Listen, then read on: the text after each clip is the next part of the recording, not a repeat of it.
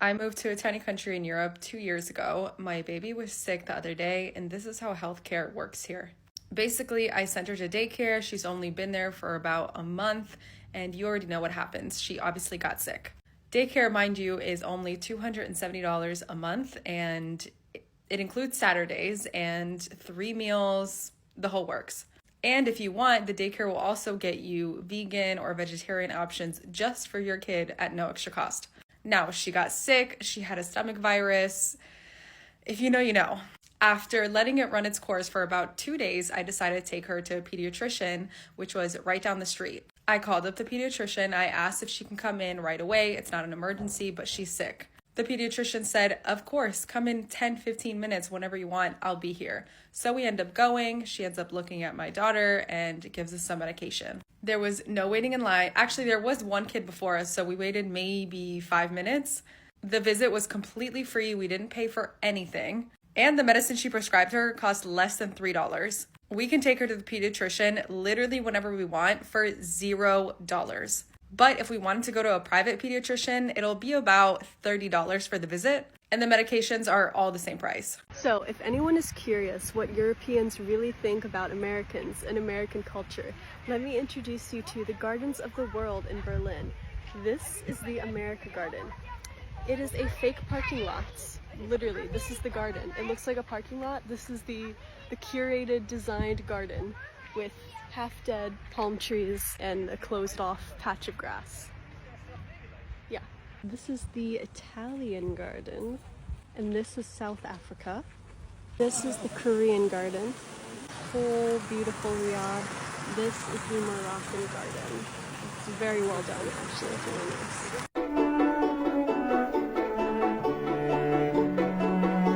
European architecture is 10 times better than America. I'm in Portugal right now and look at this. All the buildings are old, they haven't updated them in 500 years. The ground is all cobblestone and, I don't know, rock. There's live music going, there's restaurants in the middle of the street. You don't find this in America. If you got dropped into a random city in America, you would never be able to tell what city you're in because they all look the same. These ugly buildings that are all boxy in the same design. Meanwhile, in Europe, they have this beautiful design, crosses in the middle of the street, the cool roads. It's just amazing, man. Why can't America be like this? You know what I love about England? Y'all treat history like it's still alive. It's not forgotten. I'm currently in York, and I'm walking through the shambles. This is over 600 years old. From every lean to every storefront, it feels like you're taking a step back in time. It never gets old. It feels like each and every storefront is telling its own story. I mean, to be honest, it really feels like you're stepping into a storybook, but it's real. It's the kind of place that reminds you to slow down, look around, and actually feel where you're standing. A little bit of the history.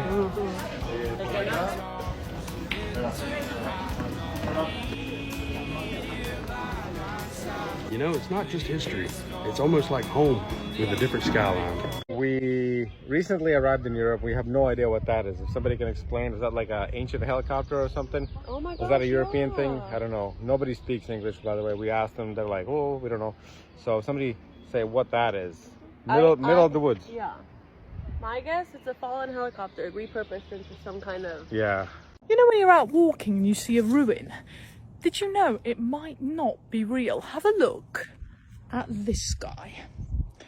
This looks like it once belonged to, I don't know, maybe a part of an old castle. Perhaps it was a watchtower in medieval times gone by. But here's the thing, it wasn't. This is a fake ruin. Now, fake ruins were built around the late 1700s. If you think about the context, it makes sense. This is the Romantic era. That Industrial Revolution is just getting started in England. People are desperate to get away from the smoke and the smog. They want a bit of romance in their life. They want a bit of excitement. And so what better way to find it than to build on your country estate something that looks like it's been there since that romantic medieval period. And that is how these fake ruins came to be. And now, of course, lots of them have their own legends associated with them, so they've become less and less fake as time's gone by. Now, if that was interesting to you, please do let me know in the comments. And if you have any fake ruins anywhere near you. I would be fascinated to know about them. This one is Old John's Tower, and it is in the beautiful Bradgate Park. So tell me where yours are down below. Culture shock as an American expat living in Amsterdam. Being forced to walk because many streets are way too narrow for cars. Why do they even build cities like this? It is so annoying. I'm in Ireland for the week, so today I did the most American thing I could think of, and that is visiting the town that my family is allegedly from. And here we are. And what do I see as soon as I get there is none other than a TK Maxx, which is the European version of TJ Maxx. And honestly, that felt pretty fitting. We're not like super in touch with our heritage, but there's just something about being, I feel like, from suburban Massachusetts where everyone, well, I guess not everyone, but most people feel like a strong connection to Ireland. And it was cool to see this little town, and it was really pretty too. It felt so fitting that two of the main points of this town were the TK Maxx and Sean's Bar, which is the oldest bar in the world.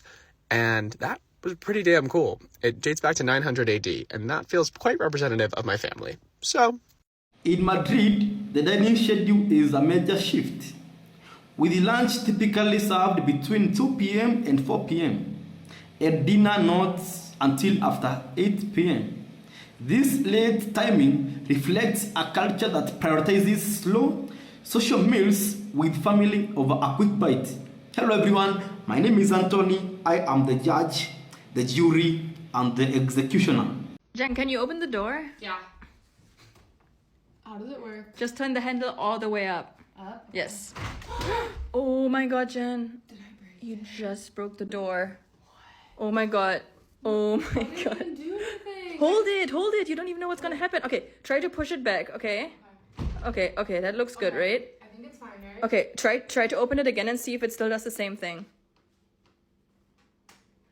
Oh my god, it's still broken. Look, it's open all the way, and down here it's like locked. You told me to turn it up though. Okay, let me try to fix it, okay? Okay, let me try to fix it. So let me push it back and then... Oh, I fixed it. What? What did you do? I fixed it. I just turned it the other way. Okay, I'm not touching the door again. This is how a German door or window works. This is how it's obviously closed. If you put it all the way up, it's gonna be on kipp. So you get the airflow coming in from here, but nobody can enter your place, right? And then you can also close it, put it in the second, and this is how you open the door, and then you can go outside. Cool. The prices in Serbia make no sense. I just rented a car for how many days? 4 days. From a little store over there. Not too sure how official the store is. Anyway, this is the car. It's something called a Skoda. We don't have this brand in the United States, but you're not gonna believe. I'm gonna put the price on the screen. Look at this car. Okay, nice car, clean car. Oh, I honked the horn. And you notice something? It is, wow, it doesn't even have the e-brake on. That's kind of crazy. It's a manual transmission. For the Americans, what does manual transmission mean? Look down there. There are 3 pedals. You have the gas, you have the brake, and then you have the clutch. And if that's your first time seeing 3 pedals in a car, I wouldn't be surprised. Anyway, 4 days to rent this car. $56. We're gonna do quick math. 15, 30, 45, 6. It's $14 per day to rent this Serbian vehicle. I don't know what brand, I don't know what country Skoda is from. It might be, maybe it's Romanian or it's French. I don't know. $14. The deposit was crazy. The deposit was a lot of money, but it's just a deposit. Anyway, why is it so cheap? Serbians, do you have like super expensive gas or something? Is there something I don't know? I just moved to Australia from New York, and I'm gonna go through some of the biggest culture shocks that I've noticed so far. The first thing is that things are not that different here, and it honestly just feels like a parallel universe. Like, I live in Melbourne now. It feels so much like New York City until you look up and see a different store name, or till you see the cars on the other side of the road. Like, everything just feels flipped. Everything feels the same but flipped. It literally feels like a parallel universe half the time. So many things are an honor system here, like getting gas. I went to the movies the other day. They don't even check your ticket. It's just an honor system. Like, they just trust that you're gonna do the right thing. The trams here, they just trust that you're gonna pay for them. Everything's an honor system. But they also check your bags a lot of the time. If you're going shopping, they will check your bags, and it's such a common thing. The coffee is so good, but everything closes by 3 p.m. latest, sometimes like 2 p.m. So if you don't go and get it before that, you're gonna be getting your coffee at McDonald's later in the day. The alcohol here is so expensive, it makes me not want to drink.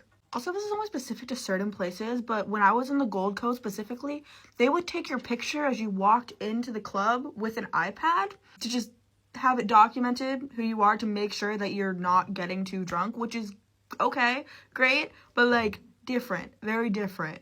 They don't have Tums here, like the medication. That was just something that really stuck out to me when I went to go buy them at the chemist warehouse. Their pharmacies are called chemists.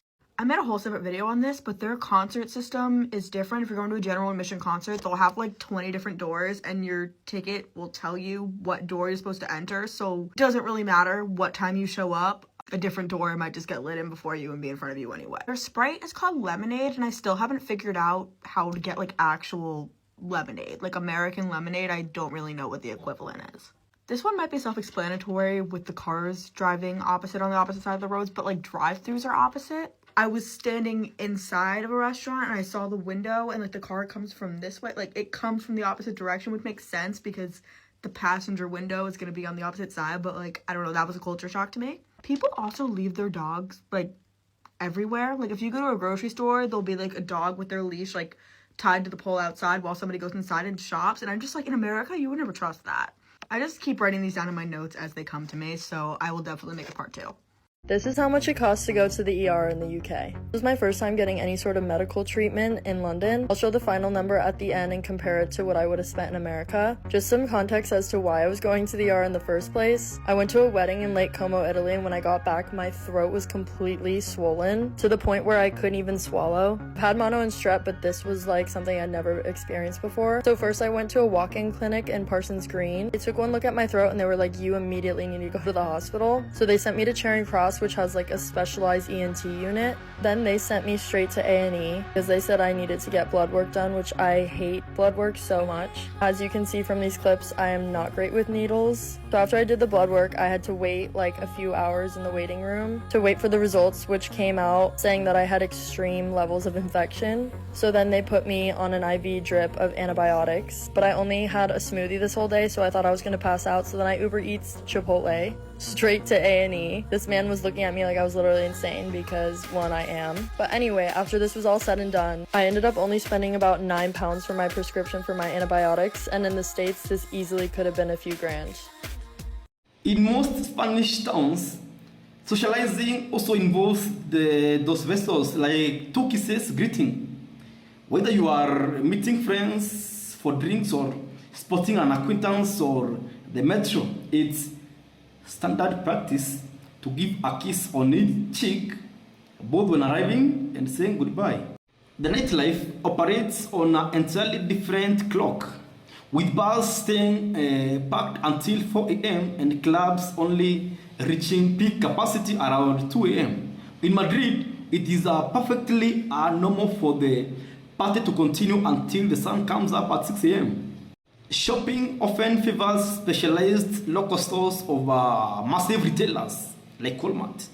Instead of one-stop shop, you likely visit a fruteria for produce, a panaderia for bread, and carniceria for meat, keeping the experience personal and fresh. There is a huge amount of homeless people, especially in San Francisco and LA. If the homeless population of LA started a settlement in Ireland, it would be the 5th most populated city or town in the country. Dublin has what I have considered a lot of homeless people, but it's nothing compared to LA. The destruction of British cities was not caused by bombing alone. Speculative demolition, road widening schemes, and the lack of meaningful legal protection for historic buildings played a huge part as well. In many major cities, it's still common to come across empty central plots where perfectly sound buildings were deliberately torn down simply so their owners could avoid the expense of maintaining them. By contrast, Munich has strict regulations that control a building's height and position precisely to protect the city's overall appearance and historic character. The same principle almost certainly applies to the protected zone around Cologne Cathedral. Americans love to joke about ice and air conditioning, but the biggest culture shock I saw in a video in Europe was when there was some sort of event nearby. I don't remember the context. Probably again, all the stores around closed so the owners and workers themselves could attend. Completely 180 degrees of America, where you would schedule more shifts and get pop-up souvenir sellers and sidewalk markets. Tell me your thoughts in the comment section. So what I usually say is stay alert, stay focused, don't fail for the government, I hope. And until the next video, thank you for your attention to this matter.